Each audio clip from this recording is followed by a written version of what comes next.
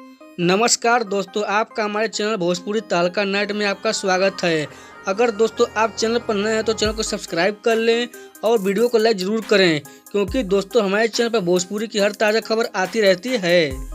दोस्तों भोजपुरी की बहुत ही शानदार फिल्म दीदी नंबर 1 को दोस्तों टीवी पर चलाया जाने वाला है। अगर आप लोग भी देखना चाहते हैं इस फिल्म को दोस्तों, तो दोस्तों आप लोग को बताने वाले इस वीडियो में कि दोस्तों आप लोग इस फिल्म को दोस्तों टीवी पर कब देख सकते हैं। बात करते हैं दोस्तों कि इस फिल्म में आप लोग को कौन कौन से कलाकार दिखने वाले हैं। तो उनका दोस्तों नाम है रानी चटर्जी जी, श्रद्धा नवल जी, देव सिंह जी, अनूप अरोरा जी, अमित शुक्ला जी और भी कलाकार हैं दोस्तों, जो आप लोग को इस फिल्म में बारी बारी दिखने वाले हैं। दोस्तों इस फिल्म में दोस्तों आप लोग को दिखने वाला है कि दोस्तों जब रानी चटर्जी जी की सौतेली माँ मर जाती हैं तो दोस्तों रानी चटर्जी जी अपने सभी छोटे भाइयों को लेकर जीवन पालन करती हैं दोस्तों, और हाँ दोस्तों संघर्ष भी लड़ती हैं। इसी के बारे में दोस्तों इस फिल्म में दिखाया गया है।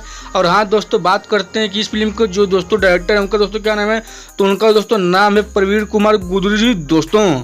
और हाँ दोस्तों जो इस फिल्म के प्रोड्यूसर हैं उनका दोस्तों नाम है अरविंद कुमार अग्रवाल जी और दोस्तों संदीप सिंह जी दोस्तों।